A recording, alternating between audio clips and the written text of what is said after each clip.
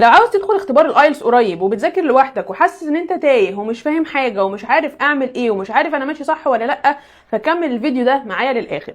ان شاء الله هنبدا كورس ايلتس في جروب، هيبدا الاسبوع الجاي. كورس ايلتس معانا في الجروب، خلينا كده اديكم تفاصيل سريعه عنه. اول حاجه، مده الكورس بيكون شهرين، بناخد مرتين في الاسبوع، كل مره بتكون ساعتين.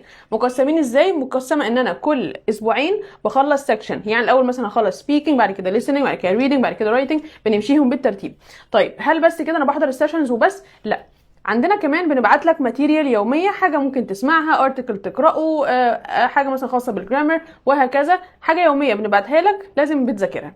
عندنا كمان 15 تاسك وتست لازم تخلصهم، مقسمين لايه؟ اول حاجه عندك 5 سبيكينج تيستس، اختبارات سبيكينج كامله زي اختبارات الايلتس بالظبط، بتعملها معانا مع ايلتس اكزامينر معانا في التيم. تاني حاجه كمان عندك 5 فويس نوتس بتبعتهم وبرده بتاخد فيدباك عليهم، بنقول لك فيدباك وبنقول لك لو دخلت الاختبار متوقع منك تجيب سكور ايه، وايه الاخطاء اللي عندك، وايه الحاجات اللي انت محتاج تشتغل عليها وهكذا. وكمان عندك 5 رايتنج تاسكس برضو، التاسك 1 وتاسك 2، سواء انت جنرال او سواء انت اكاديميك، برضو بتعملهم وبتاخد عليهم فيدباك وتعرف نقاط القوه ونقاط الضعف عندك.